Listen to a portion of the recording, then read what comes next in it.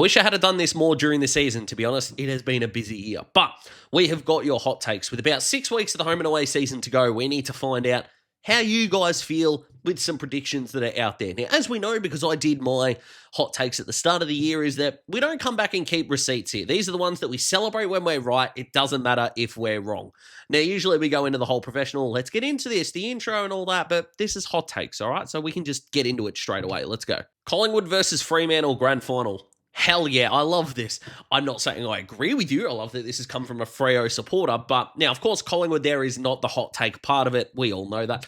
The Freo bit, well, is, to be perfectly honest with you, look, my worry with Freo is not the list. It's not the game plan most of the time. I like the way they stood up under the finals heat against the Hawks, to be honest with you. But my worry about Freo is that if they are pushed in a big final and it's close, are they going to shirk away from their game plan is my big worry with the Dockers, right? Is it going to be a case of, well, we need to chip around, we need to hold the footy, we don't want to take too many risks, lose getting belted in a final. I think that's what they have to do in order to push past that ceiling, but I don't think I would have Freo in the grand final, but are they going to be able to overcome the psychological need to shut the game down? I'm not sure. My instincts say no, unfortunately. TDK isn't worth a large bounty that St Kilda are paying for him. The reason why the Saints are paying up is that they need to have some top-end talent and are willing to throw the checkbook at him after missing out on Callaghan and LDU earlier this year.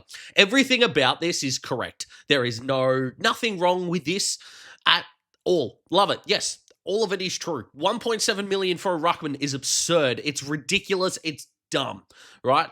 I wouldn't pay 10% of the salary cap for Simon Madden at this point. Now, I do remember that in the 80s, it was Alan Jeans who said that if Simon Madden played for Hawthorn, they would have won all 10 flags in the 80s. That is a thing that he said.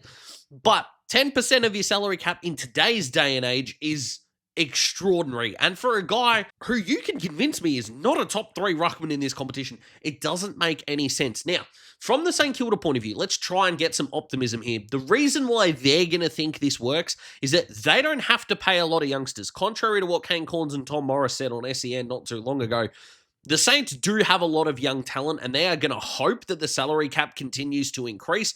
A couple of experts are actually saying that's not going to be the case by the time the TV deal comes into effect in, I think 7 years' time. So, look, are they screwing themselves? Potentially, but if this is what they need to do for top-end talent, I get it. I still think it's absurd. Western Bulldogs make finals with Sam Darcy kicking a goal after the siren to kick Gold Coast out. I love how specific this is.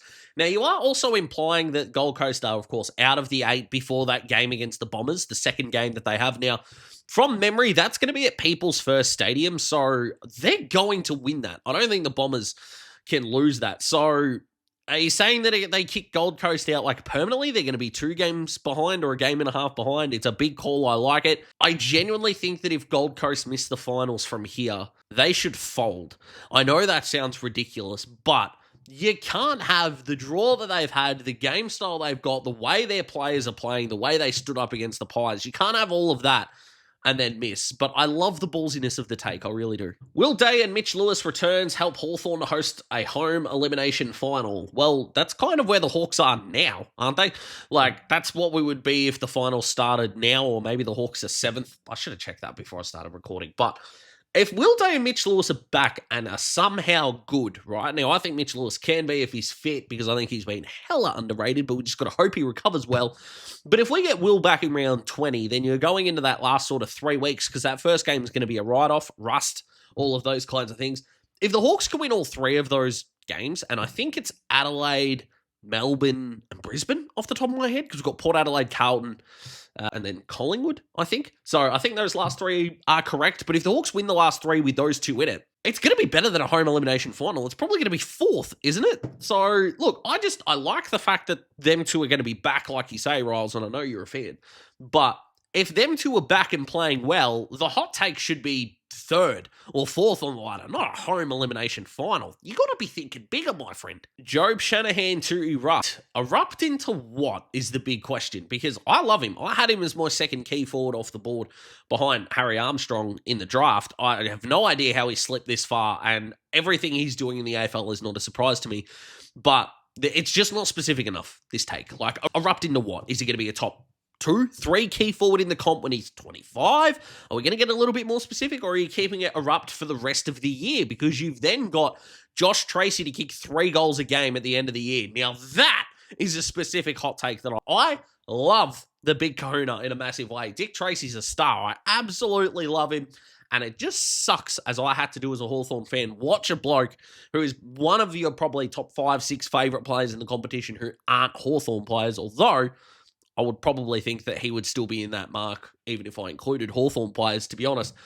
That is a ballsy take. Is he going to do it? Probably not. Do I love it? Absolutely I do. Would I chuck like $5 on it on a Sportsbet app if I could? If you could multi it all up now? Yeah, I think that would be fun to do. Gamble responsibly. Carlton lose the rest of their games of the season besides Essendon in the last round. Without actually looking at Carlton's fixture, which I probably should have, to be honest with you. I know they've got the Hawks in a couple of weeks. I can buy this. Absolutely, I can. Why not? Carlton are not going that well. Now, do they play West Coast or Richmond in the run home? I don't think they play the Tigers, but they could play the Eagles. No, they've played them twice already. What am I talking about? Yeah, sure. I'll buy this. I would probably hazard a guess, depending on what the Bombers' injury list looks like, that they could probably take Carlton pretty close in the last round. Carlton should tank. Absolutely. They should forget that they don't have their first round pick and they should just tank. Like, the Hawks should make a prelim and just have pick 3. That would be awesome. But no, I can buy this, absolutely. The Swans make the 8. This actually came up a couple of times on Reddit as well, but I'm going to give the commenters priority here, so you deserve that, Jack, you absolute star, because that's where you commented on. I can totally understand where that's going to happen. If the Swans are going to win, they're going to have to win them all on the run home, which means they're going to be in super duper form. As we know, I'm going to doubt it. I think when you expect perfection in the run home, it's going to be really hard to buy, but it's a pretty common, popular hot take. I like it. Which of the top 8 teams do you think miss out? I'm not sure, but I don't think the Swans make the 8, but I can see them being that side where next year I do the whole, like I did with Adelaide and then 2 years ago and Freo this year, I can totally see the Swans being this is the team outside the 8 that end up in the top 4. I can see that. There will be a match in the finals that results in a controversial draw where the less dominant team on the day pips the win by a single 1-point margin. I'm going to assume you mean in extra time, Shadow Light, one of my favourites. I like it. So this is what hot takes are for. Super specific, super niche. I love it in every single way. And as long as the less dominant team is the Hawks in a prelim, I'm totally on board with this. I love it. 10 out of 10, no notes. Gold Coast don't make the 8 as they play Brisbane, Adelaide, the Giants, and Port as a spoiler team, which I did a video about. Plus, they also have 2 games in the last round. That is going to be a really interesting thing to note because we don't actually know how that fixture is going to look with those last 2 games. As I've said before, I find it really hard to believe that the Suns are going to miss out now. Adelaide is away from home, as we know. The Q Clash is going to be super interesting and cool. I do think that they can get the Giants, and I think Port as a spoiler team, yes, that does apply. I'm less inclined to put Port in that category now. I know I did the video on them before and they nearly got Brisbane, although they kind of didn't, but 28 points was closer than most people thought that they would get. I can totally see like a slip up here or there, but I think they've got enough credits in the bank, and I think that Bombers game to end it is just what's going to be the separator. I'd be more worried about percentage than anything else, to be honest, but I think Gold Coast make it. There will be another game determined after the siren. Now, again, I would love for this to just be a fraction more specific. What is it a free kick? Is it a pack mark? Is it a goal after the siren? Is it determined after the siren because the player missed? That would be interesting. Have we had, and I don't think so, I back my footy history knowledge in, have we had a kick after the siren be decided by hitting the post? Yes, we have. It's Hayden Ballantyne. Okay, we could have another one. Who knows? We should do that. But I think Ballantyne's was the post. That would be sick. Can you imagine in a final to win the game, you hit the post? My God.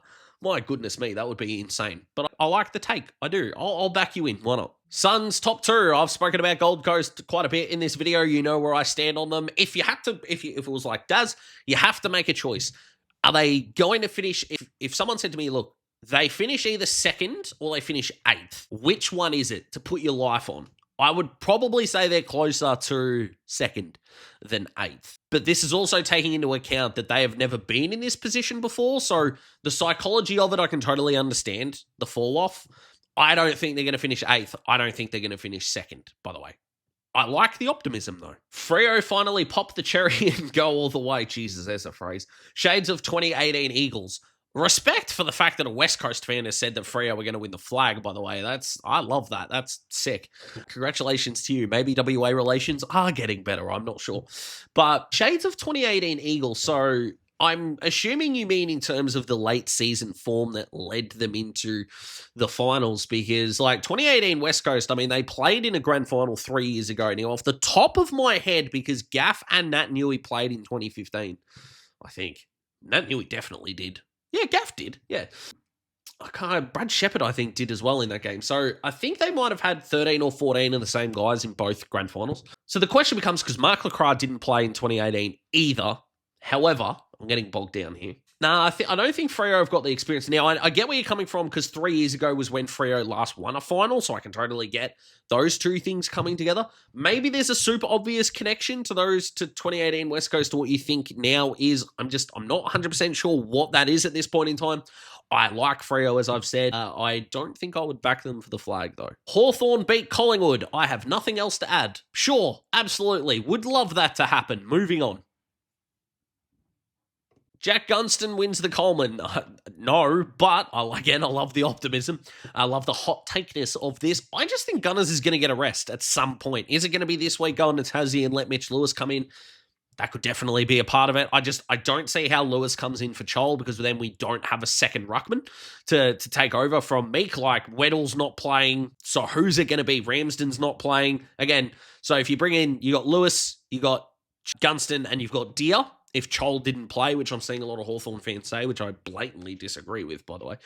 Who plays second ruck? Connor Nash? No thanks. Mabior Chol in the middle is having an impact, whether you like it or not. That's just what the numbers say. So Gunners doesn't win the Coleman, but if someone had said to me going into round 18 or 19 this week, Gunners has kicked more goals than Nick Larkey, and he's played one less game, that would have been remarkable to me. And yet it's a fact. Adelaide out in straight sets. This could be, I think, just for simplicity, for hot takeness, and for originality, this might be the take of the video. Do I agree with you? I don't have to, though. That's the point of hot takes. But in 5 words, you were able to just throw a punch out there that A, could very well happen, and B, have pretty decent ramifications on a club overall. I love this. I love the take itself. I do not agree with you in any way, shape, or form, because you are saying also that Adelaide have to finish top 4. So that is quite hot takeness considering the closeness of the competition. Then you have to say that they're probably playing Collingwood or Brisbane. Of course, that is going to be away from home. Sure, they lose that. That means they're going to play a home semi-final against one of probably the Bulldogs, the Hawks, GWS, Fremantle, or Gold Coast. And you're saying they're going to lose. That is spicy. Real spicy. I love that. So, they are the hot takes, guys. Let me know what you think. Like the video if you like the video. Subscribe to join the Naz Talks Footy family. And all of those amazing things. You've been fantastic. Thank you so much for watching. Round 19 is going to be a big one. And keep an eye out for the Against the Odds poll so you can get involved, because I'm only handful of points off not being last anymore. So, game on. See you later.